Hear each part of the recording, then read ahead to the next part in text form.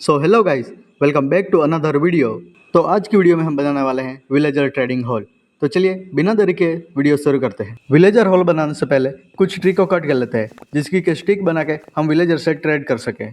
Tree को cut करने के बाद मैं विलेज में पहुंच जाता हूं, जहां मुझे विलेजर के साथ साथ एक वंडरिंग ट्रेडर भी मिल गया है और यह ब्राउन मशरूम बेच रहा है जो कि मुझे चाहिए, इसलिए मैं इसे बोट में बिठा लेता हूँ क्योंकि फिलहाल मेरे पास एमराल्ड नहीं है। उसके बाद मैं विलेजर के सभी बेड को तोड़ के बाहर लगा देता हूँ, जिससे कि विलेजर यहाँ पे आके सो जाए। पर विलेजर्स बेड से कनेक्ट ही नहीं होते, इसलिए मैं बोट बना के विलेजर्स को उनमें बिठा लेता हूँ। फिर मैं उन सभी विलेजर्स को एक जगह लेता हूँ और उन्हें चारों तरफ से कवर कर देता हूँ ताकि ज़ॉम्बी इन पर अटैक ना कर सके। उसके बाद जो मैंने स्टार्टिंग में ट्री कट करी थी, उनकी स्टिक बना के मैं विलेजर के साथ ट्रेड करने लग जाता हूँ। सारी स्टिक ट्रेड करने के बाद मैं एक विलेजर को लाइब्रेरियन बना देता हूँ, जो कि सिर्फ दूसरी ही बारी में मुझे मेंडिंग की बुक दे देता है। तो मैं जल्दी से वो बुक खरीद लेता हूँ और उसके बाद मैं विलेजर्स को बहुत सारी ब्रेड दे देता हूँ, जिससे कि मुझे मजदूरों की कमी ना हो। जैसे ही मैंने इनको ब्रेड दी, ये तो मेरे सामने ही शुरू हो गए। और ये देखो, अपने विलेज का पहला बेबी विलेजर भी आ गया है, जो कि बड़ा होकर मेरे लिए मजदूरी करेगा। और जब तक विलेजर बड़ा हो रहा है, तब तक मैं थोड़ी सी सैंड माइन कर लेता हूँ, जिससे कि मैं ग्लास बना सकूँ, जो कि मैं ट्रेडिंग हॉल में यूज़ करूँगा। सैंड माइन करके मैं जैसे ही वापस आया, यहाँ पे ढेर सारे बच्चे आ चुके हैं। इसका मतलब अब हमें मजदूरों की कमी नहीं होगी। विलेजर बड़ा हो रहा है, तब तक थोड़ी सी स्टिक को ट्रेड कर लेते हैं और साथ ही थोड़ी बहुत शुगर कैन भी लगा लेते हैं, जिससे कि पेपर बना के मैं बुक सेल्फ बनाऊं और उससे लेक्टन बना सकूं। और ये देखो, हमारा एक विलेजर बड़ा हो चुका है, जो बाहर किसी जॉब ब्लॉक से कनेक्ट हो गया है, तो जल्दी से उसे हटा देते हैं। तो चलिए अब इसे लाइब्रेरियन बनाते हैं और ये जब तक अच्छी किताब नहीं दे देता, तब तक मैं ये इलेक्ट्रॉन तोड़ के दोबारा लगाऊंगा और ये प्रोसेस घंटों तक चलने वाला है, इसलिए मैं आपको सब कुछ नहीं दिखाऊंगा, वरना वीडियो बहुत बोर हो जाएगी। One eternity later. तो लगभग 3 घंटे बाद एक विलेजर हमें फॉर्चून 3 देने को मान गया है, जो कि ये वाला विलेजर है।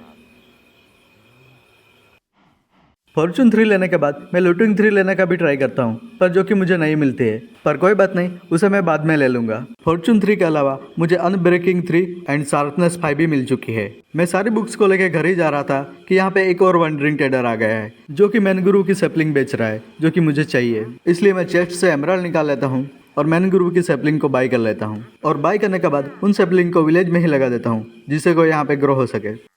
और उसके बाद मैं अपने घर आके देखता हूँ तो मेरे पास एक भी आयरन नहीं है, तो मैं सीधा पहुंच जाता हूँ आयरन माइन करने के लिए। और इस बार मेरे पास फॉर्चून 1 वाली पिकैक्स है, तो देखते हैं कि सारे आयरन माइन करने के बाद मुझे कितने सारे आयरन मिलते हैं। और यहाँ पे 11 आयरन की वैन थी, जिसे माइन करने से मुझे 31 आयरन मिल चुके हैं। तो चलिए मैं आपको मिलता हूँ सारी माइनिंग खत्म करने के बाद।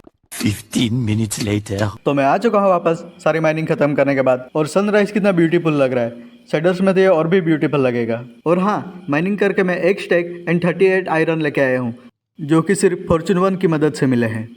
तो चलिए मैंने जल्दी से स्मेल्टिंग में लगा देता हूँ, और जब तक आयरन स्मेल्ट हो रहा है अपनी क्रॉप भी हार्वेस्ट कर लेता हूँ। और फिलहाल के लिए मैं एक ही खेतों से हार्वेस्टिंग करने वाला हूँ, क्योंकि अभी के लिए इतनी काफ़ी रहेगी। A few inches later. तो एक ही खेत को हार्वेस्ट करने के बाद मुझे इतनी सारी चीज़ें मिल चुकी है, जो फिलहाल के लिए काफ़ी है। सारे क्रॉप्स को हार्वेस्ट करने के बाद मैंने एक एनविल बना ली है, जिससे कि मैं अपने सभी बुक्स को कंबाइन कर सकूं और पिकेक्स में लगा सकूं। और हाँ, मेरे पास एनविल बनाने के आयरन नहीं थे, इसलिए मैं माइनिंग पे गया था। एनविल बनाने के बाद मैं अपने सभी बुक्स को कंबाइन कर लेता हूँ और साथ में पिकेक्स में लगा भी देता हूँ। और साथ ही मैं अपनी पिकेक्स का नाम कुहाड़ी रख देता हूँ, पता नहीं क्यों।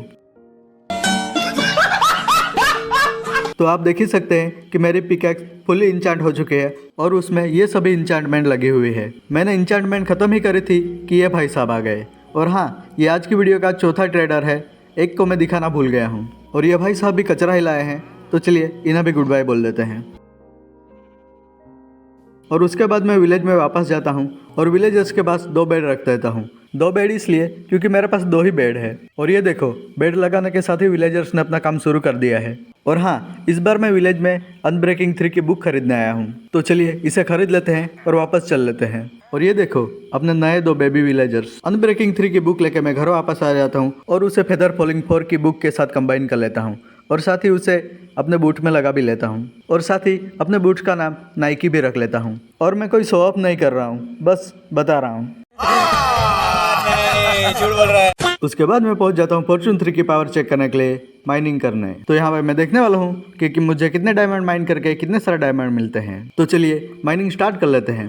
One eternity later. तो यहाँ पे मुझे कुछ डायमंड मिल चुके हैं, चलिए इसे माइन करके देखते हैं कि टोटल कितने डायमंड मिलते हैं। तो यहाँ पे मुझे 10 डायमंड की वैन मिली थी, जिसे माइन करने के बाद मुझे 24 डायमंड मिल चुके हैं। डायमंड के साथ साथ थोड़े ऑब्सिडियन भी माइन कर लेते हैं, जिससे कि मैं नेदर पोर्टल बना सकूं।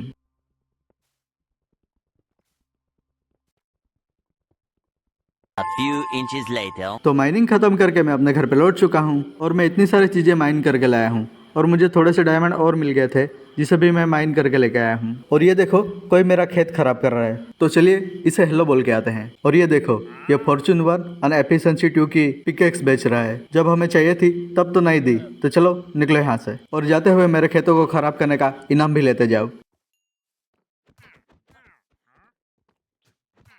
उसके बाद मैं लग जाता हूँ सीधा नेदर पोर्टल बनाने और पोर्टल बना के पहुँच जाता हूँ सीधा नेदर में, जो कि मेरी बहुत बड़ी गलती है। स्पॉन तो मुझे ठीक ठाक मिला है, पर नीचे ही एक घास घूम रही है, इसलिए मैं जल्दी जल्दी से अपना नेदर पोर्टल कवर कर लेता हूँ। पोर्टल को कवर करने के बाद मैं लग जाता हूँ ब्रिजिंग करने और ढूंढने लग जाता हूँ एक फोर्ट्रेस। और थोड़ी ही देर बाद मुझे एक नेदर फोर्ट्रेस दिख भी जाती है और मैं ब्रिजिंग करके जाने लगता हूँ फोर्ट्रेस की तरफ। तभी मुझ पे एक घास हमला कर देती है। मैं उसे मारने की कोशिश करता हूँ, पर वो मरती ही नहीं और उसे मारते हुए मैं गिर जाता हूँ नीचे और हाइट काफ़ी ज़्यादा होने की वजह से मैं गिर के मर जाता हूँ। अगर ये हार्डकोर वर्ल्ड होता तो अपना वर्ल्ड यहीं खत्म हो जाता, क्योंकि I am noob. उसके बाद मैं नेदर वापस जाता हूँ अपना सामान लाने के लिए और फिर से मर जाता हूँ।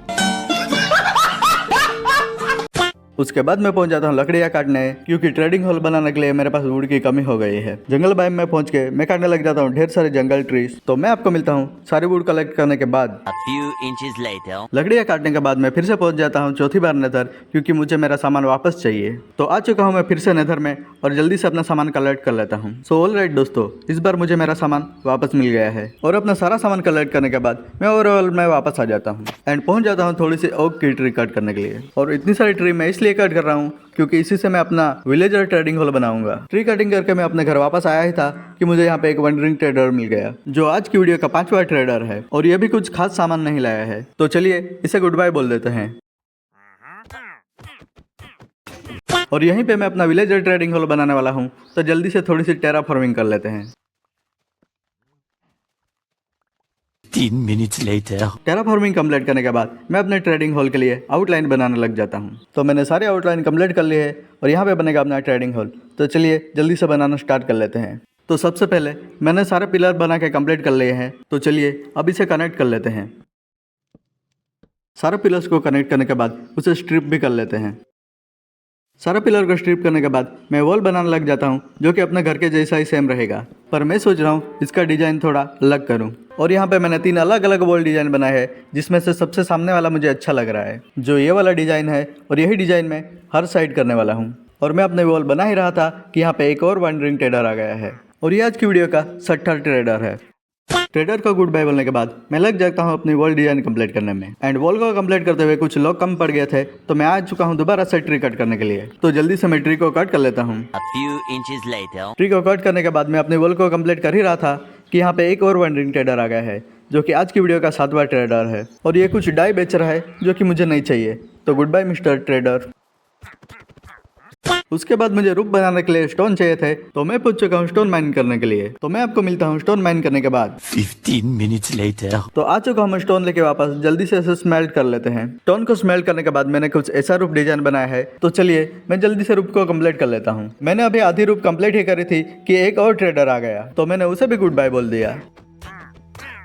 ट्रेडर को गुड बाय बोलने के बाद मैं दोबारा से लग जाता हूँ अपने रूफ को कंप्लीट करने के लिए और जल्दी से मैं अपने रूफ को खत्म कर लेता हूँ। A few inches later. तो फाइनली अपने रूफ बन के कंप्लीट हो चुकी है, जो कि दिखने में काफी अच्छी लग रही है। रूफ कंप्लीट करने के बाद मैं लग जाता हूँ इंटीरियर का काम करने के लिए। तो सबसे पहले ग्लास पेन को खिड़की में लगा देते हैं और उसके बाद फ्लोर बनाने के लिए नीचे की एक डर्ट की लेयर को हटा लेते हैं। मैं फ्लोर का काम कंप्लीट कर ही रहा था कि यहाँ पे एक वंडरिंग ट्रेडर आ गया है, जो कि फाइनली स्प्रूस की सैपलिंग लेके आया है, जो आज की वीडियो का 9 नंबर का ट्रेडर है। तो मैं इसे जल्दी से बोट में बिठा लेता हूँ और एक स्प्रूस की सैपलिंग बाय कर लेता हूँ। और ये स्प्रूस की सैपलिंग लाया है, इसलिए मैं इसे ऐसे ही छोड़ देता हूँ। उसके बाद मैं लग जाता हूँ फ्लोर को कंप्लीट करने के लिए और मैंने अपने फ्लोर को चेकर पैटर्न में डिजाइन किया है। फ्लोर के कंप्लीट होने के बाद सिर्फ एक दरवाजा बचा है, जिसे मैं स्प्रूस की वुड से बनाऊंगा। और जो मैंने स्प्रूस की सैपलिंग लगाई थी वो भी ट्री में ग्रो हो चुकी है। तो चलिए इसे काट लेते हैं। ट्री कट करके मैंने उससे डोर एंड ट्रैप डोर बना ली है, जिससे कि मैं अपने ट्रेडिंग हॉल का एंट्रेंस कंप्लीट कर लेता हूँ। एंड ट्रेडिंग हॉल के सामने थोड़ी जगह की कमी हो गई थी, तो वहाँ पे मैंने डर्ट को प्लेस कर दिया है। A few